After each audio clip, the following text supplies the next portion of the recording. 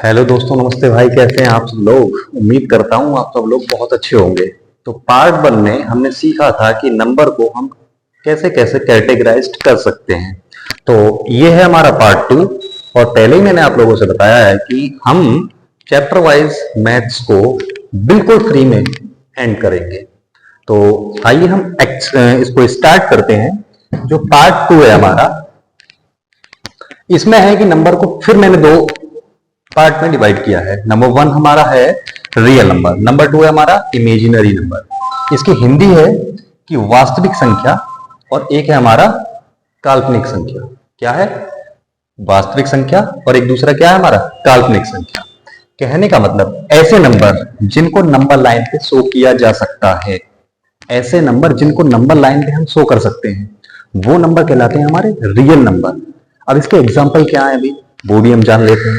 तो देखिए, इसके जो एग्जाम्पल है वो है नेगेटिव नंबर भी होंगे, जैसे -2, -3। ओके, अब इसमें फ्रैक्शन वैल्यू भी हो सकती है, जैसे 8/9।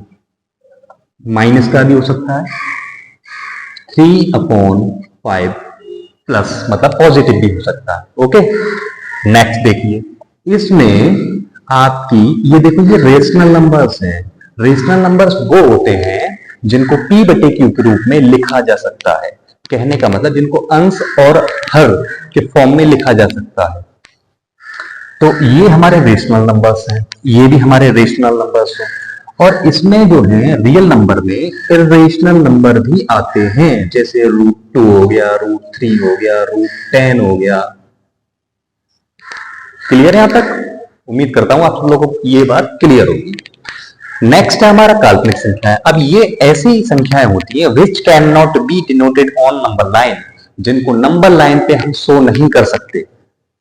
इनको नंबर लाइन पे शो किया जा सकता है, बट इनको नंबर लाइन पे शो नहीं किया जा सकता। तो इसके एग्जांपल्स हम जान लेते हैं।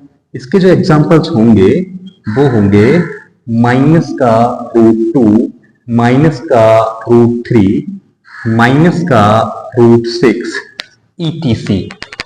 कहने का मतलब ये जो होते हैं ये रियल नंबर माइनस के नहीं होते, लेकिन ये जो इमेजिनरी नंबर होते हैं ये नेगेटिव होते हैं। इसीलिए इसको हम शो करते हैं आयोटा से, मतलब आई फॉर होता है आयोटा। और जो I² की वैल्यू होती है ना, वो होती है -1। ओके, तो उम्मीद करता हूं कि आप लोगों को इतना क्लियर होगा। नेक्स्ट हम जानते हैं कि नंबर्स को और हम कैसे कैटेगराइज कर सकते हैं। तो ये नंबर लाइन क्या होती है, इसको भी हम जानने का प्रयास करते हैं। आइए,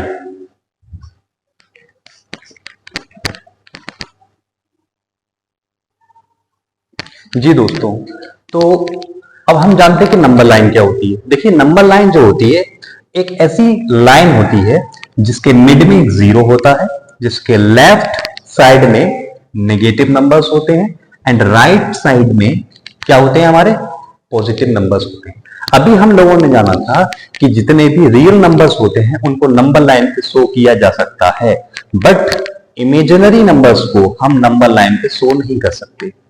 रीजन आपने जान लिया होगा, और आगे आने वाली जो वीडियोस होंगी उसमें मैं यही चैप्टर कराऊंगा, इसके बारे में बताऊंगा कि नंबर लाइन पे हम imaginary numbers and real numbers को कैसे हम शो कर सकते हैं।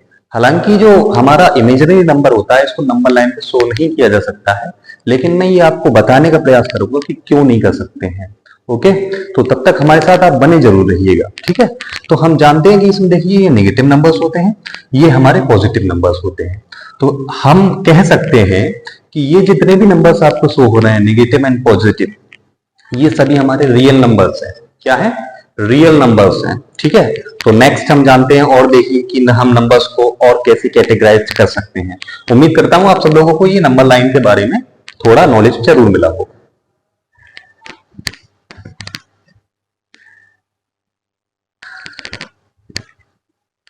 जी, तो अब दो नंबर में हमने क्या करा है कि नंबर्स को फिर दो पार्ट में डिवाइड किया है। नंबर 1 हमारा प्राइम नंबर, सेकेंड है हमारा कंपोजिट नंबर। जो प्राइम नंबर होता है इसको हम बोलते हैं अभाज्य संख्याएं। अब इसको मैं अगर आपको समझाने का प्रयास करूं तो अभाज्य संख्याओं का मतलब होता है कि ऐसी संख्याएं जो या जिनके ओनली 2 फैक्टर्स होते हैं। एग्जाम्पल की हम बात करते हैं तो एग्जाम्पल में देखिए ये होगा हमारा 2। 2 एक हमारी अभाज्य संख्या है, कहने का मतलब ये हमारी प्राइम नंबर है, और हम इसको सबसे छोटी अभाज्य संख्या भी कहते हैं कि ये सबसे छोटी अभाज्य संख्या होती है। अगर पूछा जाए आपसे कभी भी कि सबसे छोटी अभाज्य संख्या कौन सी होती है तो वो है हमारी 2। नेक्स्ट हमारा है 3, इसके बाद है हमारा 5, इसके बाद है हमारा 7, इसके बाद है हमारा 11।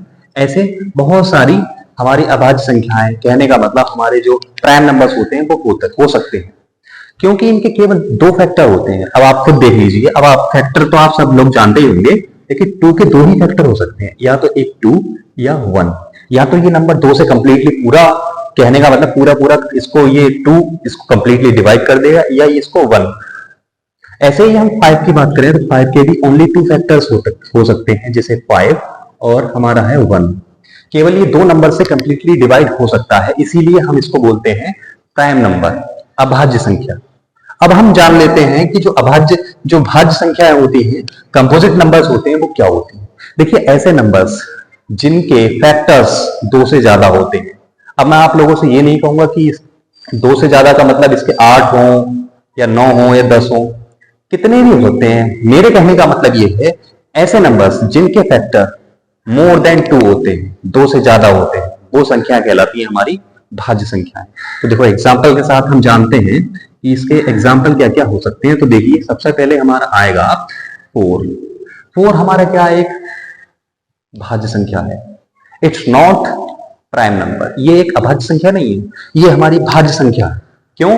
क्योंकि इसके 2 से ज्यादा फैक्टर हो सकते हैं। अब वो कैसे हो सकते हैं वो जानते हैं। देखिए इसके 2 से ज्यादा फैक्टर कैसे हो सकते हैं। देखिए एक तो ये 4 खुद होगा, कहने का मतलब ये 4 इसको 4 को डिवाइड कर सकता है, वही तो फैक्टर होता है ना। ऐसे ही इसका 2, ऐसे ही इसका 1।